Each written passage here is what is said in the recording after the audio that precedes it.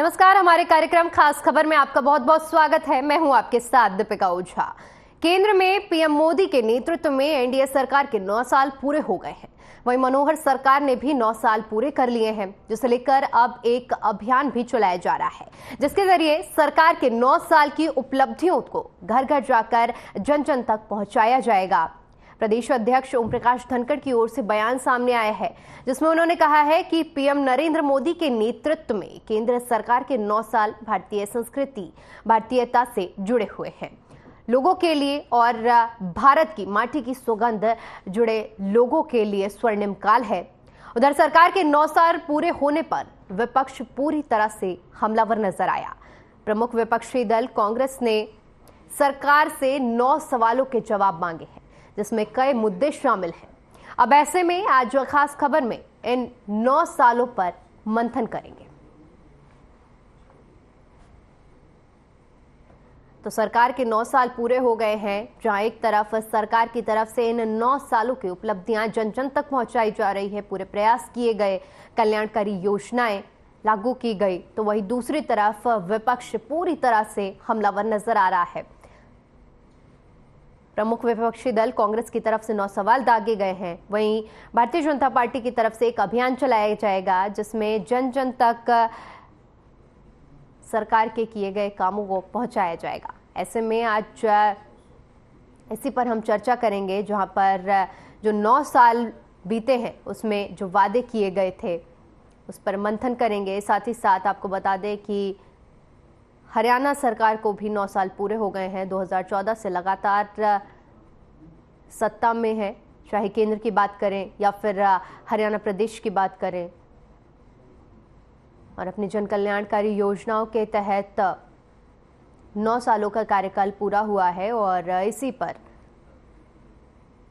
उपलब्धियां जन जन तक पहुंचाई जा रही हैं। वहीं अगर विपक्ष की बात करें तो विपक्ष की तरफ से भी सवाल किए जा रहे हैं।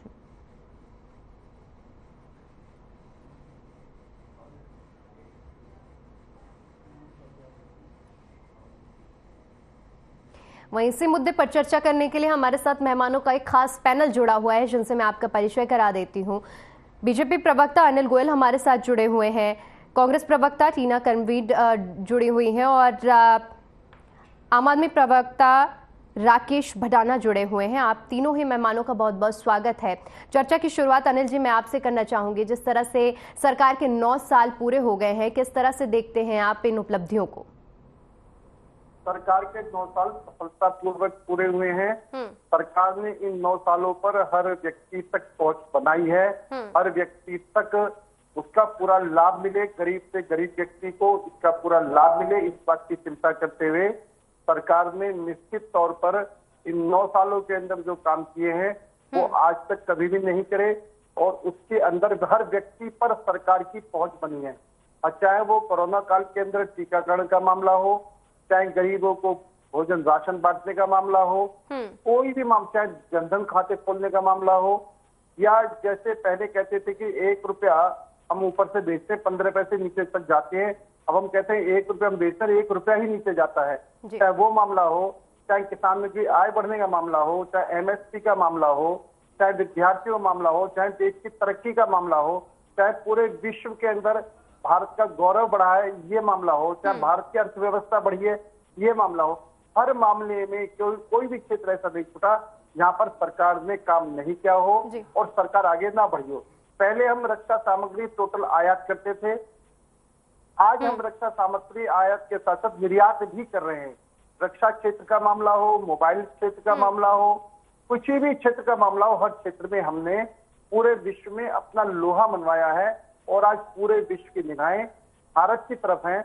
ये माननीय नरेंद्र मोदी के कुशल नेतृत्व को दर्शाता है कि हम पूरी तरीके से सरकार की जो है जनता के लिए काम में लगी हुई है। और एक बात बड़ा गर्व के साथ हम कहते हैं, इन 9 सालों के अंदर हमारी सरकार पर भ्रष्टाचार का एक आरोप भी नहीं है।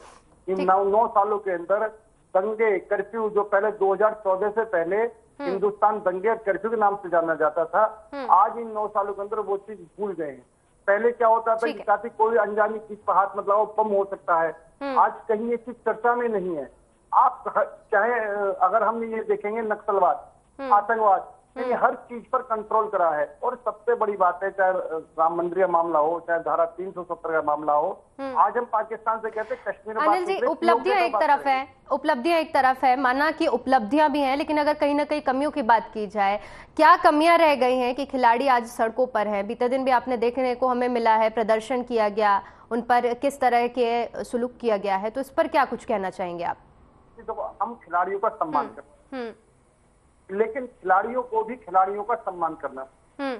अगर खिलाड़ी इसमें की आड़ में राजनीति करेंगे, राजनीतिक पार्टियां खिलाड़ियों के कंधे पर बंदूक रख के राजनीति करेंगी, तो ये सही मायनों में खिलाड़ियों का भी अपमान है, खेल का भी अपमान। खिलाड़ियों को किसी का ये वोट नहीं होनी चाहिए, खिलाड़ियों को के बहाने कोई आदमी राजनीति कर रहा है, खिलाड़ी इसको करने दे रहे हैं, ये कहीं ना कहीं खिलाड़ियों को भी सोचने का विषय है। जहाँ हमारी ये फोगाट बहनें हैं या साक्षी मलिक हैं, मतलब ये हमारी बेटियां हैं, इन पर हमें गर्व है जी। लेकिन हमें पीटी उषा पे भी गर्व है जी, जिसको इन्होंने किस तरह का व्यवहार करके उनको वहां, तो पीटी उषा भी देश की बेटी है, पीटी उषा ने भी देश के लिए गोल्ड मेडल लिए हैं, इनाम लिए हैं। तो मेरा कहना है सम्मान लेना और सम्मान देना दोनों का अधिकार। आप अगर इसको राजनीति का लेकिन अगर खिलाड़ी अपनी बात रख रहे हैं, प्रदर्शन कर रहे हैं, तो उनके साथ इस तरह का सलूक का किस तरह से देख रहे हैं आप?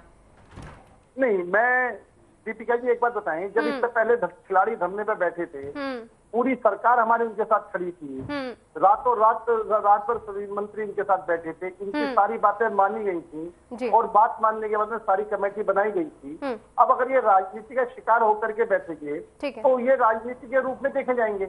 आप ये बताएं, जब इन्होंने माननीय सुप्रीम कोर्ट से कही थी कि इन्हें 2 मांग करी थी, एक हमारी FIR दर्ज होनी चाहिए, एक जिन बच्चियों ने, जिन बेटियों ने शिकायत करी उनको सुरक्षा मिलनी चाहिए। सुप्रीम कोर्ट ने दोनों बातों को इमीडिएटली कर लिया और हमने मान लिया। अब जब आपकी डिमांड पूरे, उसके बाद ही आप धरने में बैठे, फिर उसके बाद नई नई डिमांड रख रहे हैं, तो कहीं ना कहीं दिखाई देता कि खिलाड़ियों के पीछे राजनीतिक हस्तक्षेप है। ठीक, अनिल जी लौटूंगी आपके पास। डॉक्टर टीना कनवीर जी, आपके पास आना चाहूंगी। सबसे पहले अगर इन 9 सालों की बात की जाए तो किस तरह से आप देखते हैं इन 9 सालों को? देखिए, 9 साल जो है, 9 साल नाकामी के, बदहाली के।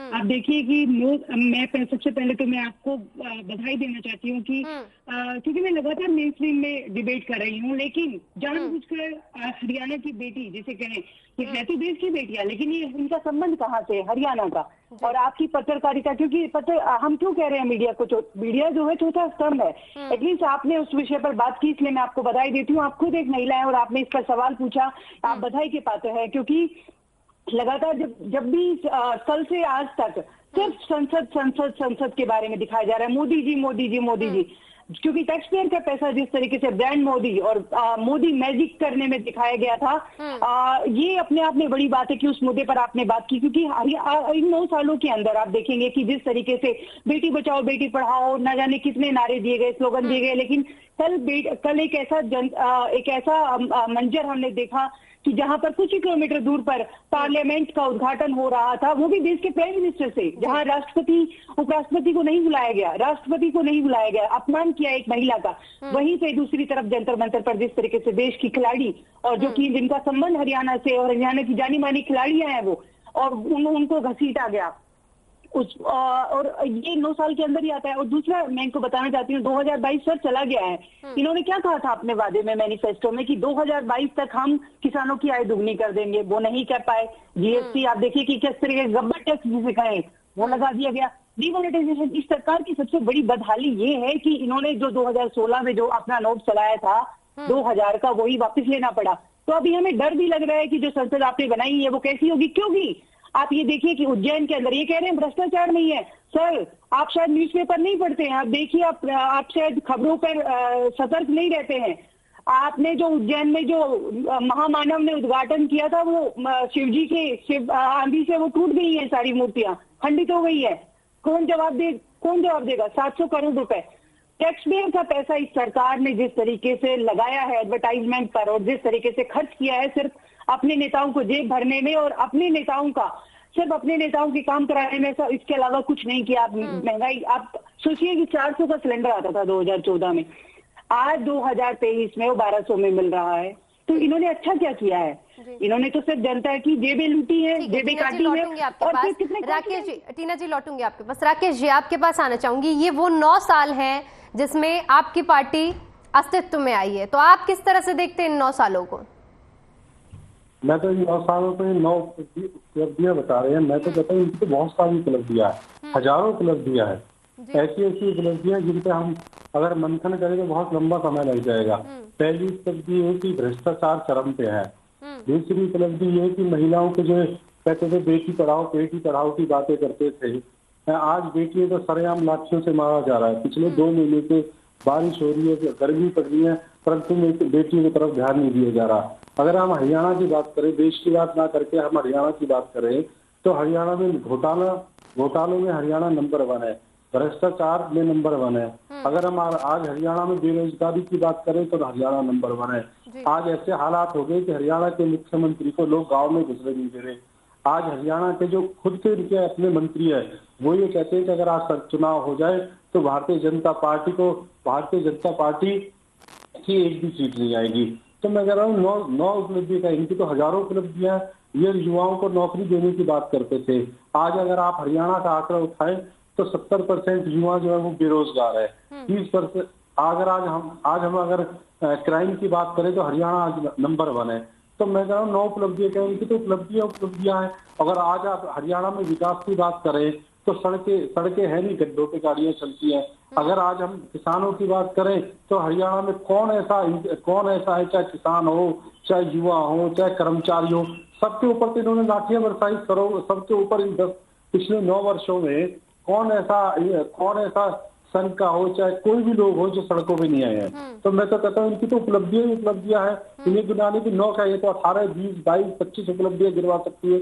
रही बात हमारी आम आदमी पार्टी की, देखिए अरविंद केजरीवाल जी के नेतृत्व में चाहे दिल्ली हो, चाहे पंजाब हो, चाहे अन्य और भी कहीं भी अगर हम जा रहे हैं जहां जो अरविंद केजरीवाल जी ने कहा हमने वो करके दिखाया। चाहे बिजली की बात हो, चाहे पानी की बात हो, चाहे भ्रष्टाचार की बात हो। अब आप दिल्ली में देख ले, दिल्ली में पिछले 3 बार से अरविंद केजरीवाल जी मुख्यमंत्री बनते आ रहे हैं और आज दिल्ली का ऐसा हाल, दिल्ली का हमने ऐसा विकसित कर दिया और दिल्ली में ऐसे विकास किए कि पूरी दुनिया इस बात का मानती है कि अरविंद केजरीवाल ने अगर हिंदुस्तान में सबसे ईमानदार और सबसे काम करने वाले अगर कोई मुख्यमंत्री है तो अरविंद केजरीवाल जी है। अगर हम पंजाब में जाए, पंजाब में सिर्फ 1 साल हुआ है, पंजाब में 1 साल में किसानों के लिए जो हमने वादे की वो पूरे करके दिखाए। हमने वहाँ भ्रष्टाचार पे पूरी तरीके से नकेल लगाई। हमारे चाहे मंत्री भी थे तो हमने कहा फर्स्ट बार जब हमारे मुख्यमंत्री जी बने तो उन्होंने कहा चाहे कोई भी हो, चाहे सरकार का आदमी हो या बेसरकार का आदमी हो, जो भी भ्रष्टाचार करेगा उसको बख्शा नहीं जाएगा। तो आपने देखा कि आज हम देश में अरविंद आपका पूरी तरह से कहना है कि बख्शा नहीं जाएगा। हालांकि आरोप लगते आए हैं पीछे भी, आज उस मुद्दे पर चर्चा नहीं करेंगे। मुद्दा आज 9 साल का है। मैं आपके पास आना चाहूंगी अनिल जी, जिस तरह से आपने विपक्ष की बात सुनी होगी, विपक्ष पूरी तरह से विकास कार्यों को सिरे से नकार रहा है। विपक्ष का साफ तौर पर यही कहना है कि हर वर्ग इस सरकार से दुखी है। दीपिका जी, विपक्ष अपना काम बखूबी निभा रहा है। उसका काम है सरकार की आलोचना करना। ये सरकार की आलोचना कर रहे हैं, ये अपना फर्ज निभा रहे हैं, लेकिन मन से ये मानते हैं कि जितना भारत में 9-10 वर्षों में विकास हुआ है उतना कहीं भी विकास नहीं हुआ। मैं सिर्फ एक बात कहना चाहता हूँ, हमारी कांग्रेसी प्रवक्ता ने कुछ शब्द कहे राष्ट्रपति के अपमान की बात, बेटी के अपमान की बात इन्होंने करी। मैं सिर्फ इनसे एक बात ये पूछना चाहता हूँ, जिस टाइम राष्ट्रपति मुर्मू जी को हमारी पार्टी में प्रधानमंत्री के उम्मीदवार के रूप में खड़ा करा तो इन्होंने यशवंत सिन्हा को क्यों खड़ा करा?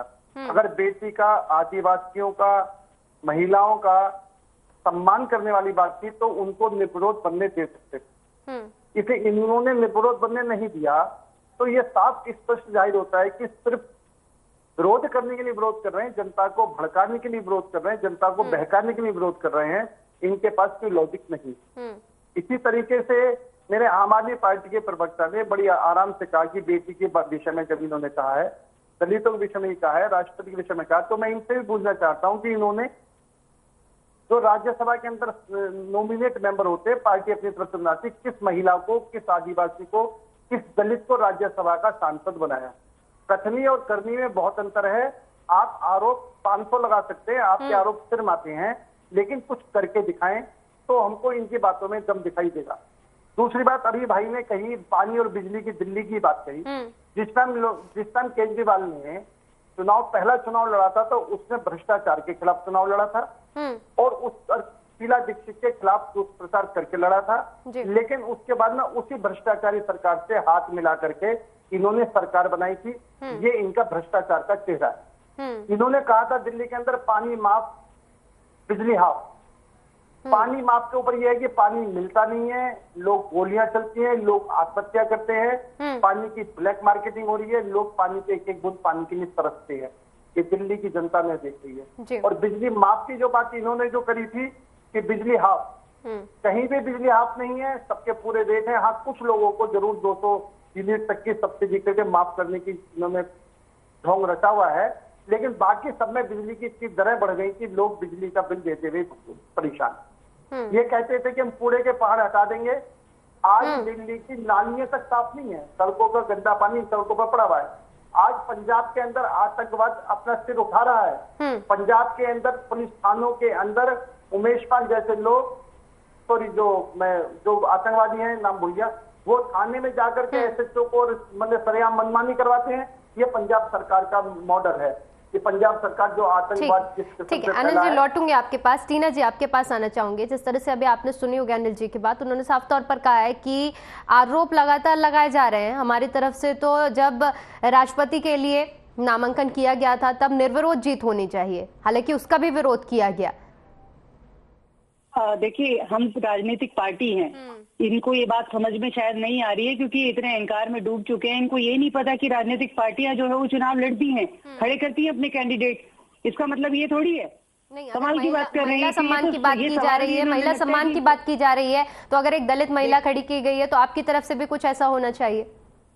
देखिए, इससे पहले के के आर नारायण कांग्रेस ने दलित जो है राष्ट्रपति नहीं दिया इस देश को। ऐसा नहीं है। हम कभी भी जाति को बीच में कभी नहीं लेकर आए, ना हमने कभी जाति की राजनीति की। लेकिन जब से भाजपा आई है, नरेंद्र मोदी जी, मैं ओबीसी समाज से हूँ, मैं फलानी समाज से हूँ, मैं डिमका समाज से हूँ, आपसे सवाल पूछती हूँ, ओबीसी समाज से है तो आज तक जाति जनगणना क्यों नहीं कराई गई? सवाल यहाँ पर बहुत अहम है। लेकिन ये गुमराह किस तरीके से करता है, डाइवर्ट किस तरीके से करते हैं, इनको शायद अभी ये नहीं पता। जैसे अभी कह रहे थे कि मन में तो ये सोचते हैं, हम तो सर जन की बात करते हैं, मन की बात तो हम करते ही ना, हम मन की बात करने में विश्वास करते हैं। आप 100 एपिसोड करवाइए ना, उनके एपिसोड सुने तो आपने देखा होगा चंडीगढ़ में जो नर्सिंग में किस तरीके से प्रोटेस्ट कर रही थी लड़कियों को। आप देखिए, इनकी सरकार में इतनी तानाशाही फैल चुकी है इस समय, हद से ज्यादा तानाशाही इस देश के अंदर। आज भी हम देखेंगे, अगर खट्टर साहब उनको तो कह रहे थे कि विनेश को लेकर कि हम आपको आश्वासित करते हैं कि हम आपको न्याय देंगे, तो न्याय कहाँ गया? न्याय आज तक नहीं मिला। देश के प्रधानमंत्री भी उनको अपनी बेटी कहते हैं तो भी न्याय नहीं मिला। किसान जो है 750 किसान शहादतें दी, किसकी सरकार में थी सर? भाजपा की सरकार के समय हुआ। अग्निवीर से जो छात्र जो हैं वो लगातार युवा जो है आंदोलन कर रहे थे, वो आपकी सरकार में हुआ। तो सवाल बहुत सारे हैं पर इनके पास शायद जवाब नहीं होंगे क्योंकि इनको जवाब देना शायद नहीं आता है। जी ठीक है, ठीक है। राकेश जी, सबसे पहले मैं आपके पास आना चाहूंगी। जिस तरह से आपने सुना होगा आरोपों को कि आम आदमी पार्टी की कथनी और करनी में बहुत अंतर है। हमारी करनी और कथनी में कोई अंतर नहीं। इनकी तरह हम झूठ का तो पुलंदा नहीं है कि झूठ पे झूठ बोले जाते हैं, क्योंकि झूठ इनके जो देश के प्रधानमंत्री है 15 लाख रुपए दे देना, 2 करोड़ लोगों को नौकरी दे देना, देश के सामने बवंडर मचा देना, फिर कुछ नहीं करना, फिर हिंदू मुसलमान पे आ जाना, ये सब लोग ये काम करते हैं। हम काम करते हैं और विकास करते हैं। सबसे पहले मैं इनकी जनरल नॉलेज के लिए बता दूं कि दिल्ली की मेयर कौन है? महिला है। वो किसने बनाई? आम आदमी पार्टी ने बनाई। दूसरी बात है, ये दिल्ली की बात कर रहे थे, दिल्ली में 3 बार मुख्यमंत्री अरविंद केजरीवाल जी बने हैं, जिनको सबसे भारी बहुमत से दिल्ली में मेयर चुना गया।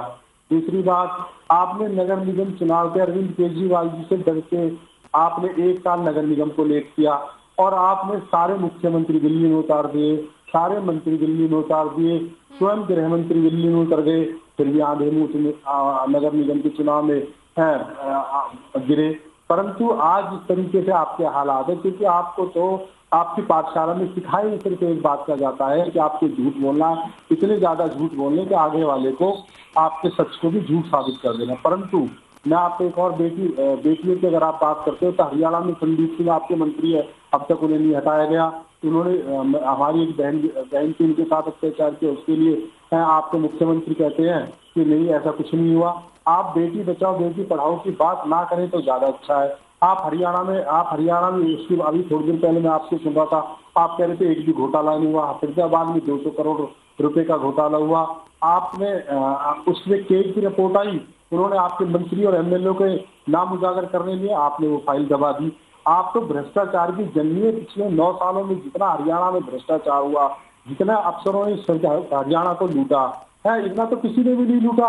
आप भी अगर भ्रष्टाचार की बात करते हैं, आपके मुख्यमंत्री की बात करते हैं, आपके मुख्यमंत्री तो अभी पलवल में वो गए तो वहां के लोगों ने उनके सामने अपनी बात रखने की कोशिश की तो आपके एसपी और डीजी ने वहां उन्हें एक तरफ बाहर निकाल दिया गया। फिर आपको संवाद करने की क्या जरूरत है? जब आप लोगों की बात ही नहीं सुनना चाहते तो आपको संवाद करने की क्या जरूरत है? परंतु हाँ, मुख्यमंत्री जी को पूरे हरियाणा में घूमना है, अपने अखबारों में छपना है और ये दिखाना है कि मैं हरियाणा के लोगों से संवाद करता हूँ। संवाद के नाम के लिए गाँव में जाओ, शहरों में जाओ, गलियां देखो, सड़कें देखो, विकास देखो।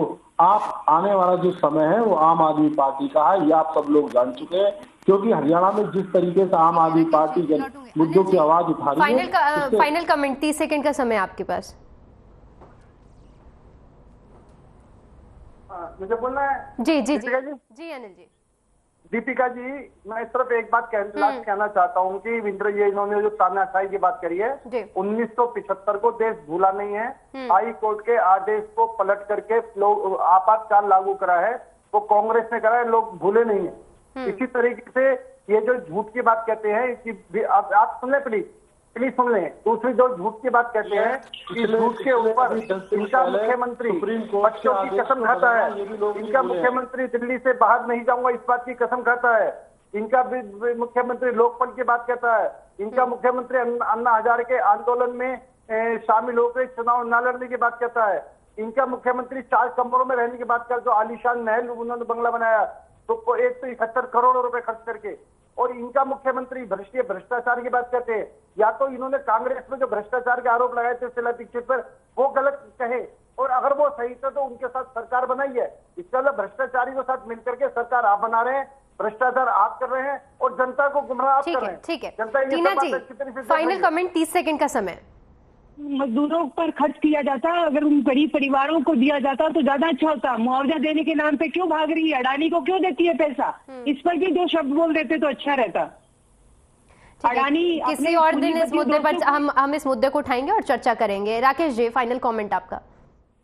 देखिए, मैं तो सिर्फ इतनी बात कहना चाहता हूँ कि अगर इनकी आंखें खुल गई हो, अगर इन्हें थोड़ी बहुत भी इस हरियाणा के बारे में 9 साल इन्हें खूब लूट लिया है, औरंगजेब की तरह इन्होंने पूरा हरियाणा को लूटा है, अब 1 साल बचा है, 1 साल में कुछ कर ले, वरना हरियाणा के लोग इनमें जूते मारेंगे, इन्हें गांव में शहर में घुसने नहीं देंगे।